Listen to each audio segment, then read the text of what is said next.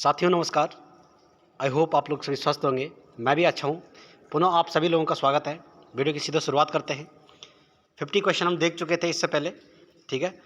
आप लोगों ने अभी तक यदि वीडियो नहीं देखी है तो डिस्क्रिप्शन में दोनों वीडियो का लिंक दिया हुआ है, सबसे पहले आप लोग वहाँ से देख लीजिए, ठीक है। सीधे वीडियो की शुरुआत करते हैं। क्वेश्चन नंबर 50 यहाँ तक हम देख चुके थे, आप लोग सभी जानते हैं। प्रीवियस ईयर क्वेश्चन पेपर जो भी हैं उनका लगातार हम यहाँ पर सॉल्यूशन करवाने पर लगे हुए, ठीक है। क्योंकि आगामी एग्ज़ाम उत्तराखंड पुलिस 27 तारीख को जुलाई में जो डेट प्रस्तावित है, ठीक है। तो लगे रहिए भाई अपनी तैयारी पे, और हम तो आप लोगों के लिए प्रयास कर ही रहे हैं ना, और आप लोग भी लगातार बने रहेगा। तो वीडियो को अंत तक देखिएगा, मज़ा आने वाला है। क्वेश्चन इंपॉर्टेंट है, पहले पूछे जा चुके हैं इसलिए सारे इंपॉर्टेंट है, ठीक है। तो क्वेश्चन नंबर 50 ये हम देख चुके थे। जो विशेषण विशेष्य की माप या तोल परिमाण का बोध कराए उसे कहते हैं परिमाणवाचक विशेषण। क्लियर। अगला क्वेश्चन देख लीजिए 51। निम्न में से कौन सा संयुक्त वाक्य नहीं है? संयुक्त वाक्य नहीं है। संयुक्त का मतलब होता है दोस्तों जोड़ने वाला, ठीक है। यानी कनेक्ट कर रहा है, एक दूसरे वाक्य से क्या कर रहा है, कनेक्ट कर रहा है, संयुक्त कर रहा है। क्लियर। अब देख लीजिए ऑप्शन देखेंगे हम। ऑप्शन नंबर ए है, शीला आपको अपना बड़ा भाई मानती है, ठीक है। ये तो बिल्कुल सिंपल सा लग रहा है। बिजली थोड़ी देर के लिए आई और वह चली गई, थोड़ा लग रहा है कुछ बात है वाक्य में। अगले देख लीजिए, राम कल बद्रीनाथ जाएगा और सीता गंगोत्री जाएगी। आप चाय पियेंगे या कॉफ़ी, ठीक है। तो इसका राइट आंसर क्या हो जाएगा? निम्न में से कौन सा संयुक्त वाक्य नहीं है, ठीक है। तो कौन नहीं है? शीला आपको अपना बड़ा भाई नहीं मानती है, बड़ा भाई मानती है। तो राइट आंसर क्या हो जाएगा? ऑप्शन नंबर ए हो जाएगा। इसने क्या बोला था कि इनमें से कौन सा संयुक्त वाक्य नहीं है। अब संयुक्त वाक्य तीनों कैसे है देख लीजिए। बिजली थोड़ी देर के लिए आई और चली गई, राम कल बद्रीनाथ जाएगा और सीता गंगोत्री जाएगी, आप चाय पियेंगे या कॉफ़ी, ठीक है। इसलिए क्या कर रहे हैं दोस्तों, या और या ये दो वाक्यों को आपस में कनेक्ट कर रहे हैं, संयुक्त कर रहे हैं। लेकिन शीला आपको अपना बड़ा भाई मानते हैं, ये एकदम सरल वाक्य है, सीधा वाक्य है, इसमें कोई कुछ नहीं है, ठीक है। तो जो नहीं था संयुक्त वाक्य वो ऑप्शन नंबर ए हो जाएगा। बाकी ये तीनों क्या है, संयुक्त वाक्य है। अगला क्वेश्चन, क्वेश्चन नंबर 52। निम्न में से मिश्र वाक्य का चयन कीजिए। मिश्र वाक्य, ठीक है। पिताजी प्राप्त घूमते हैं और माताजी सायंकाल घूमती है, ठीक है। पुलिस ने चोर को पीटा, यदि इस बार वर्षा न हुई तो सारी फसल नष्ट हो जाएगी, राकेश बीमार है। हमें संयुक्त वाक्य का मिश्र वाक्य का चयन करना है, ठीक है। मिश्र वाक्य, संयुक्त वाक्य। अब देख लीजिए मिश्र वाक्य और थोड़ा संयुक्त वाक्य में हम अंतर समझेंगे यहाँ पे।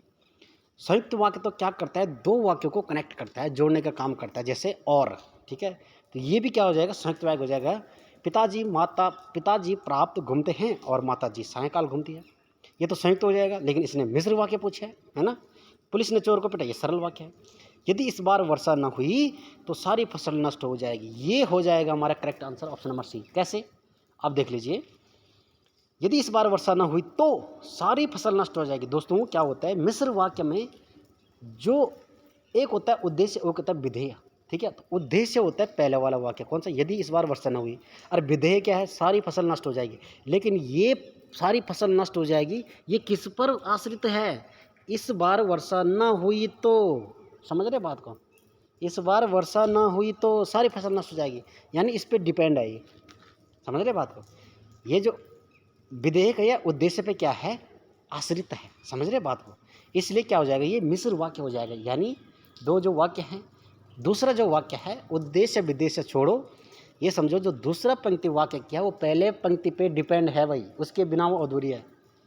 सारी फसल नष्ट हो जाएगी, कैसे हो जाएगी भाई, अगर हम केवल इसको इतना बनाएंगे, सारी फसल नष्ट हो जाएगी, कैसे हो जाएगी, यदि इस बार वर्षा ना हुई तो। क्लियर होगी ना बात। अगला क्वेश्चन देख लीजिए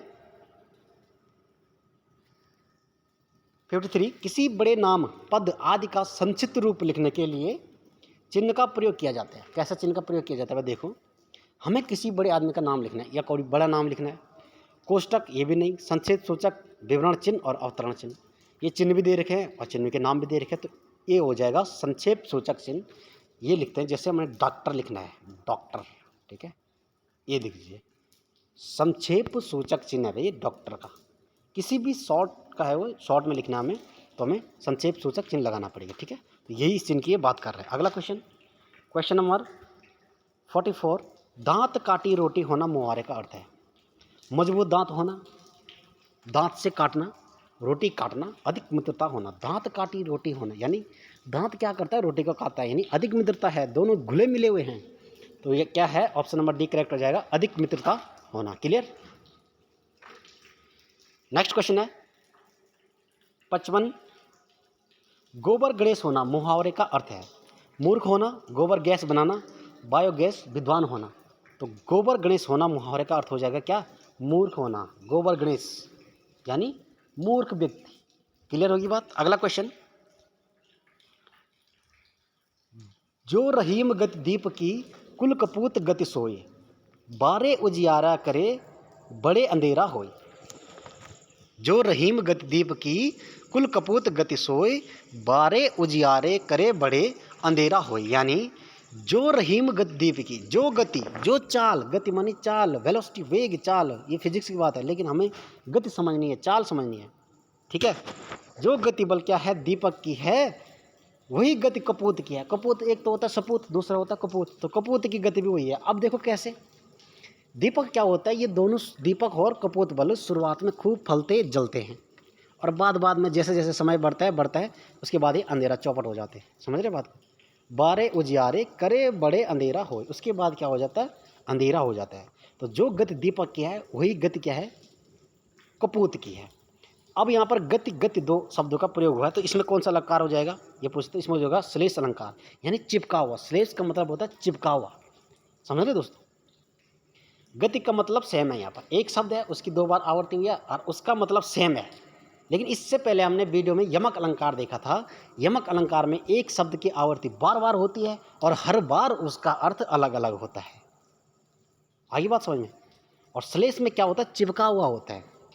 गति गति दोनों की गति बिल्कुल सेम है भाई, दीपक भी और कपूत की। क्लियर होगी बात। तो इसमें कौन सा अलंकार हो जाएगा, चिपका हुआ अलंकार, यानी श्लेष अलंकार हो जाएगा। समझ गए।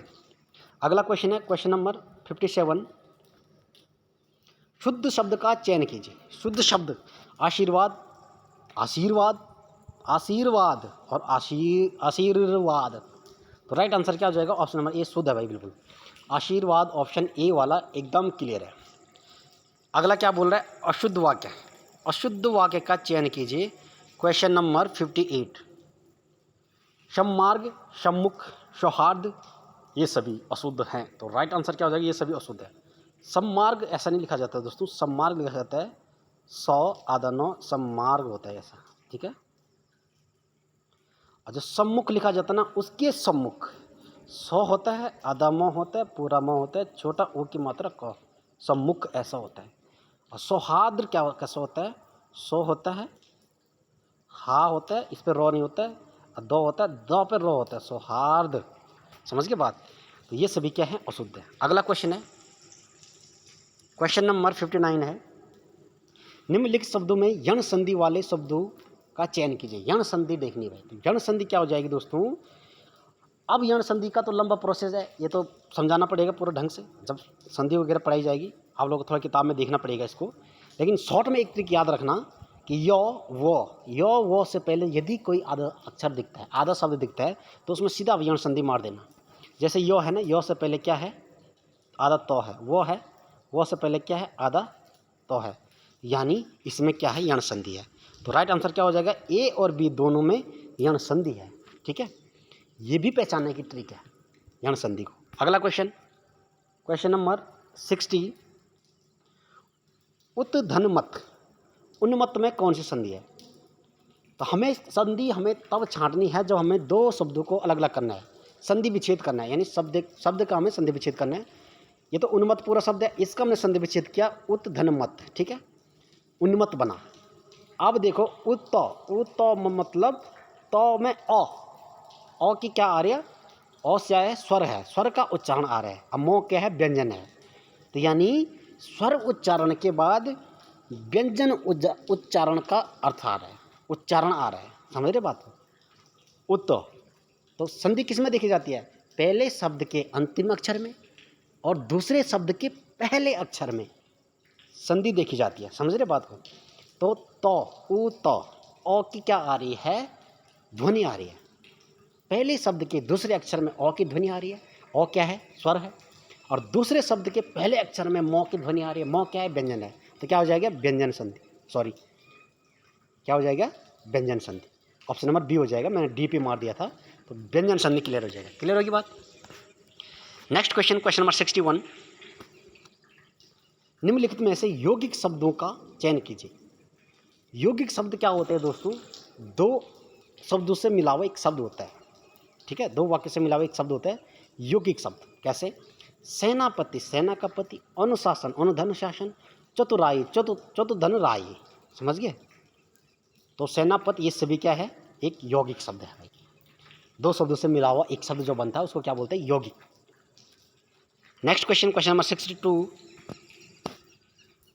दो भिन्न स्रोतों से आए शब्दों के मेल से नए शब्दों को, आप देखो यहाँ अगर ये क्वेश्चन पेपर जब आया होगा तो कन्फ्यूजन हुआ होगा, पर 100% बात है कि संकर शब्द में, यौगिक शब्द में, याद रखने भाई, यौगिक शब्द क्या होते हैं? दो भिन्न शब्दों से एक शब्द बनता है और दो भिन्न स्रोतों से आए हुए और उनके मेल से एक शब्द बनता है तो वो संकर शब्द कहलाता है। कैसे? जैसे दो भिन्न स्रोतों से, समझो बात को कैसे? जैसे एक हिंदी का अक्षर है, एक इंग्लिश का अक्षर है। कैसे? जैसे रेलगाड़ी, तो रेलगाड़ी क्या है? रेलगाड़ी। भिन्न स्रोतों से आए हैं, बल भिन्न स्रोतों मतलब अलग अलग भाषा से आए हैं भाई। तो रेल क्या है? इंग्लिश का शब्द है। गाड़ी हिंदी का शब्द है। तो ये क्या है? संकर शब्द है। दो भिन्न स्रोतों से आए शब्दों के मेल से बने नए शब्द को क्या कहते हैं? संकर शब्द कहते हैं। और यौगिक शब्द क्या होता है ये हमने ऊपर देख लिया है। अगला क्वेश्चन है क्वेश्चन नंबर 63। आकाश का पर्यायवाची शब्द है आकाश। नभ, शून्य। बिल्कुल क्या हो जाएगा? ऑप्शन नंबर सी करेक्ट हो जाएगा। नभ और शून्य क्या है? आकाश के पर्यायवाची शब्द हैं। अगला क्वेश्चन 64। ललना, कांता, अंगना और कामनी किसके पर्यायवाची शब्द हैं? ललना, कांता, अंगना, कामनी ये स्त्री के पर्यायवाची शब्द हैं। वोमेन, स्त्री। ठीक है, तो ललना हो गया, कांता हो गया, अंगना हो गया, कामनी हो गया, ये किसके हैं? स्त्री के। अगला क्वेश्चन, क्वेश्चन नंबर 65। कुटिल शब्द का विलोमार्थी शब्द है जटिल। आप देखो कैसे, समझो बात को। जैसे ही आपको एक क्वेश्चन दिखेगा ना पेपर में तो आप जटिल मार दोगे तुरंत, ये गलत हो जाएगा भाई। ठीक है, कुटिल और जटिल एक ही शब्द हैं, यानी कुटिल भी वही शब्द है, जटिल भी वही शब्द है, लेकिन विलोमार्थी शब्द पूछा है इसने तो इसका सरल हो जाएगा मेरे भाई। कुटिल शब्द का विलोमार्थी शब्द क्या हो जाएगा? सरल। क्लियर होगी बात? नेक्स्ट क्वेश्चन है क्वेश्चन नंबर 66। ग्राह शब्द, ग्राह शब्द का विलोमार्थी शब्द है। ग्राह मतलब किसी चीज़ को ग्रहण करना, इसका विलोमार्थी क्या हो जाएगा? त्याजा और आग्रह, जिसमें ग्रहण ना करने का भाव हो उसको क्या बोलते हैं? आग्रह। और त्याजा मतलब त्यागना, त्याजा मैंने उसको त्याग दिया। जैसे आप लोगों ने पुलिस एग्जाम के दौरान अपनी प्रियतमा को त्याग दिया, त्याग दिया। ठीक है, तो त्याजा का मतलब होता है त्यागना। तो इसका दोनों हो जाएगा राइट आंसर, ए और बी और सी। ऑप्शन नंबर डी करेक्ट हो जाएगा। ठीक है, आग्रह का मतलब जिसमें ग्रहण करने का भाव ना उत्पन्न हुआ हो, यानी ना ग्रहण, नहीं ग्रहण कर रहा हो। त्याजा का मतलब त्यागना।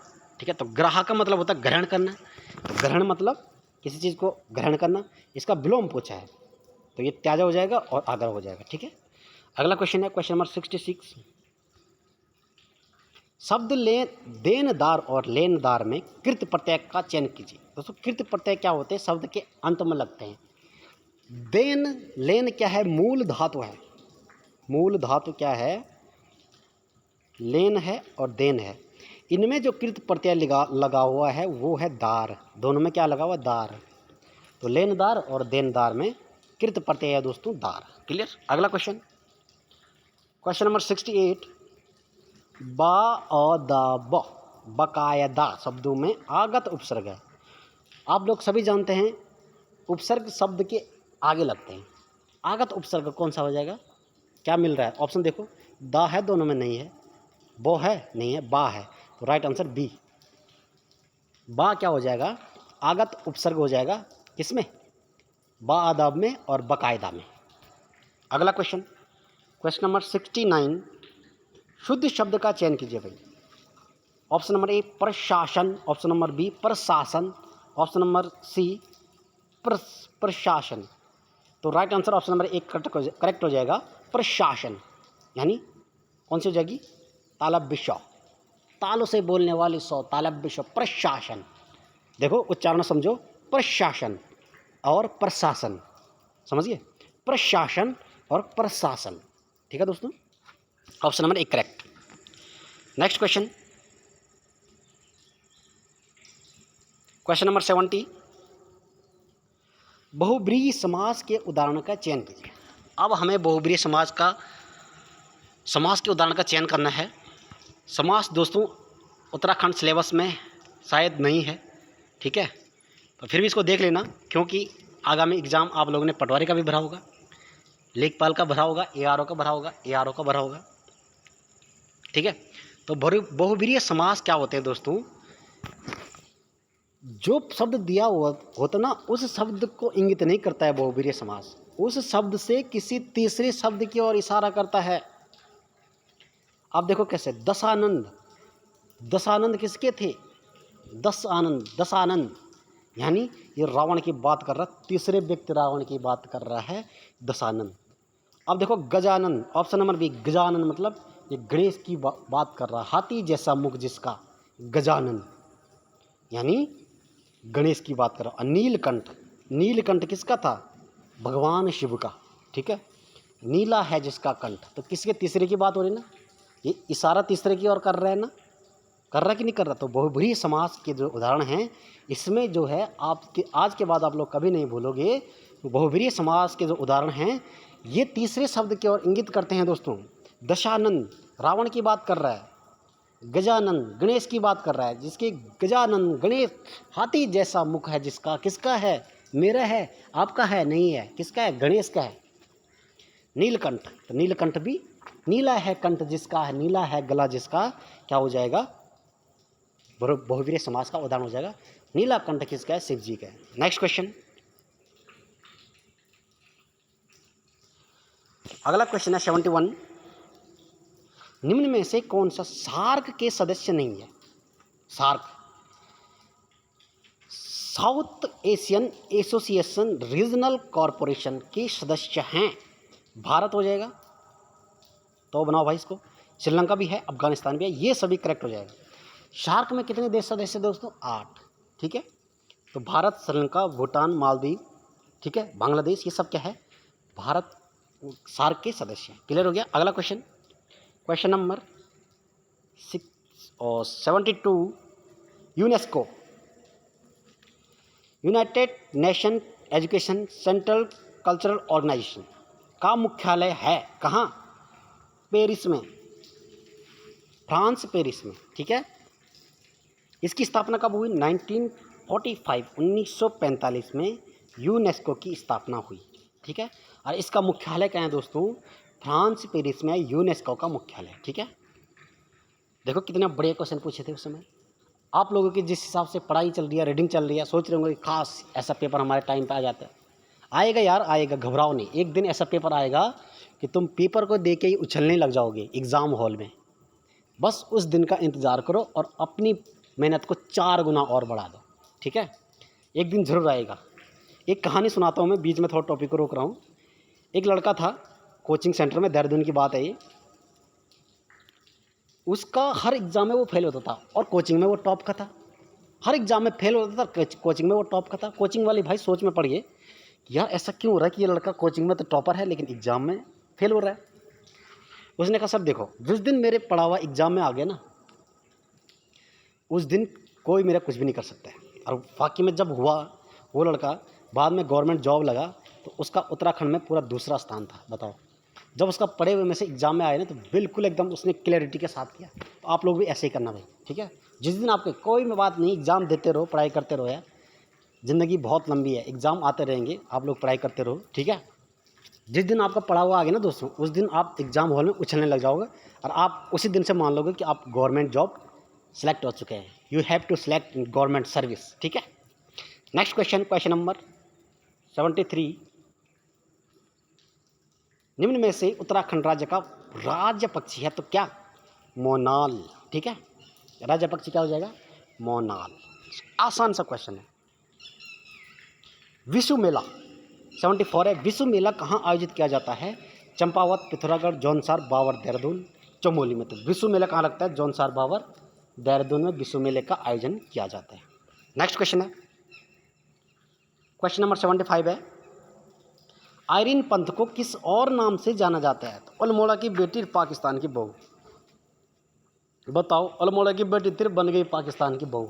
अरे भाई ये बनी नहीं है, ठीक है, इसको नाम से जाना जाता है, ठीक है। नाम रखा हुआ था वकील, अनपढ़ रहता है वो, ठीक है। तो नाम में क्या रखा है भाई, है ना।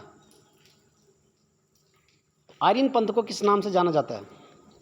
अल्मोड़ा की बेटी और पाकिस्तान की बहू। तो ऑप्शन नंबर डी करेक्ट हो जाएगा, ए और सी, ठीक है। तो ये था दोस्तों 75 क्वेश्चन क्लियर हो चुके हैं भाई, ठीक है। यदि आप लोग लगातार वीडियो पे बने हुए हैं, वीडियो देख रहे होंगे, तो शायद आपको मज़ा आ रहा होगा, क्योंकि मैं आप लोगों के लिए सारे प्रीवियस क्वेश्चन जो पेपर हैं उनकी सीरीज मैंने चालू कर रखी है, और आपको तरह तरह के क्वेश्चन देखने को मिल रहे होंगे, छोटे से छोटे और बड़े से बड़े, ठीक है दोस्तों। मिलते हैं एक नए वीडियो में, तब तक के लिए धन्यवाद, बने रहेगा। और बहुत जल्द इसका जो 25 क्वेश्चन बचे हुए हैं रीजनिंग से लेकर जो भी क्वेश्चन है उनको मैं करवाने वाला हूँ। तो मिलते हैं एक नए वीडियो में, तब तक के लिए धन्यवाद। जय हिंद, जय भारत, जय उत्तराखंड।